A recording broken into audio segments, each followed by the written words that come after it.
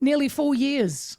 For nearly 4 years, the Waitomo district in the Waikato region has lived under the shadow of Tom Phillips, the fugitive father who vanished with his 3 children, who was linked to a string of burglaries and eventually a deadly confrontation with police. Small towns like Pio and the wider Waitomo area were dragged into the national spotlight, with locals split between fear, frustration and fatigue as the saga unfolded. Now, with Tom Phillips dead and his children safely found, the focus turns to how the community will heal and move forward. Waitomo District Mayor John Robertson continues to support a town recovering from a long and traumatic period while helping residents look ahead to a calmer future. And he joins me now. John, a very good afternoon to you. Yeah, good afternoon, Leah. What an amazing might not be the word, a very tragic 36 hours. Firstly, John, did you know Tom Phillips?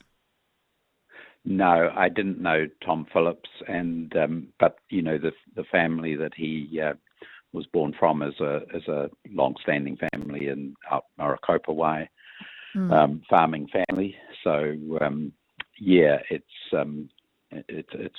been, as you say, a sort of a drama over the last 4 years, and then suddenly on Monday, you know, the events from tragedy to relief too, that the children were found. Your district, John, is quite unique because it's one of the largest, despite a small population. Can you tell us a little bit about the area?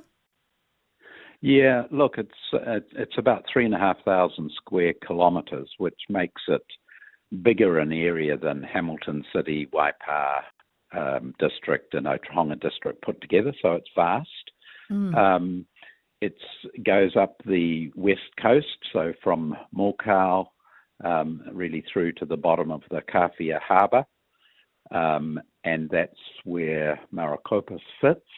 And then as you come inland, Tikawiti is the main town. Pio is the next largest with probably 500 people.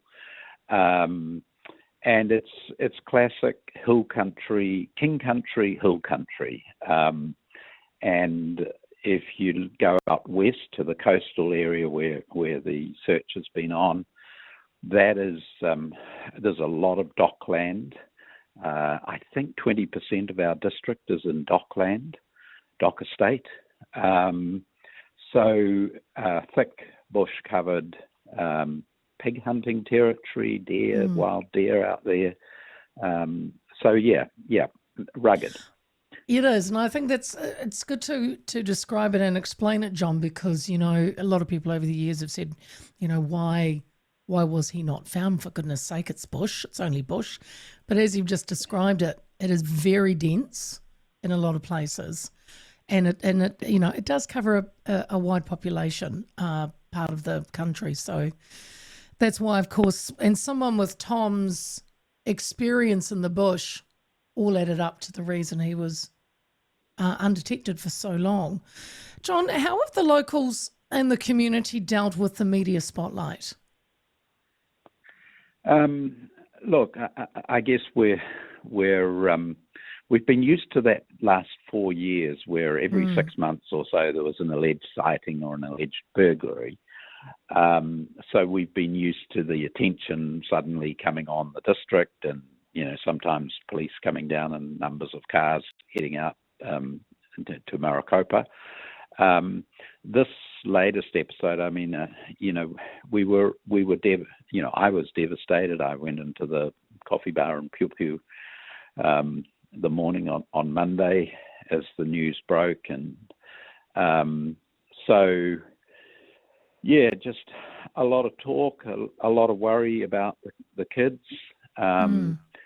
And in the early hours of Monday morning, I mean, I was briefed early, but even, there was some confusion as to who had been killed and so on. Right. And I was going to ask you that, John. You said you went into a Pio cafe. So I gather the police contacted you before it hit the headlines, or did you find out like we did? I found out I got a call at 6:30 in the morning from the media. Someone, I can't even remember the station. Oh gosh. Saying, "Hey, are you aware there's something going on?" And so I then contacted the area commander of police, Will Lothram, and so we spoke at 7 o'clock, and he gave me the briefing that he knew, and he was out there, I think, or heading out there at the time. So yes, the news. I mean, it was in Pupu. I come from just south of Pupu, so I know that well. And it was a local store that had the attempted robbery took place, and then he headed over the metal roads, council roads, to where he was found, to the Tianga area. You're right. So it's a long way, and it's yeah. So you were alerted first by media, and then you were updated by police. Yeah. Yes. So about the media presence, and I understand and appreciate it's over the years you'd get a lot, and then you'd have big gaps where there was nothing. What about the police presence in the area, John? Because A, was that always welcomed, and B, I mean, I've had conversations with members of the police and negotiators. The question on some lips were, why did you not do more? They say they were always working on it. Did you always see them, John? Is what I suppose I'm asking. And what did the locals think of it? Well, look, there was, people talk about divided opinions. There's been views over the years. If you go into the coffee bar or go into the pub or something, obviously people exchange views on whether Tom Phillips was right or Tom Phillips was wrong. So there were those sort of private conversations. Generally, I'd have to say everyone was concerned for the children's safety, and as the years went on, knowing that they were growing up,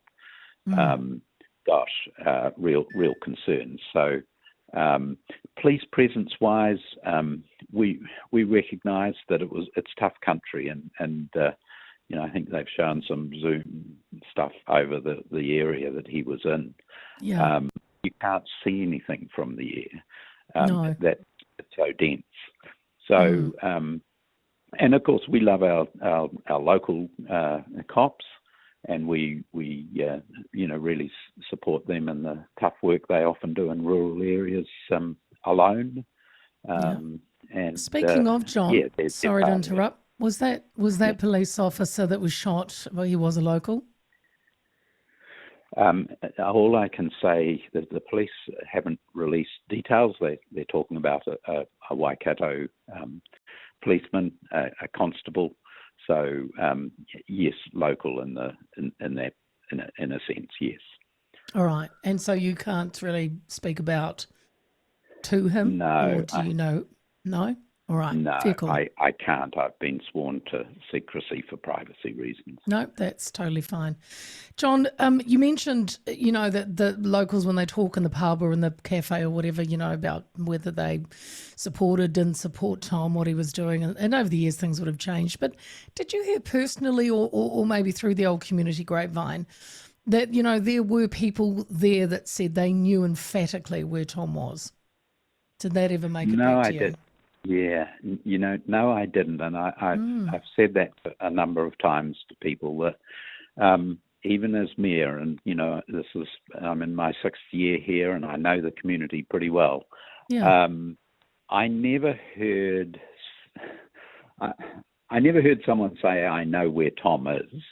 Yeah. I might have heard someone say I know someone that might be supporting Tom. But yeah, it's incredible, really.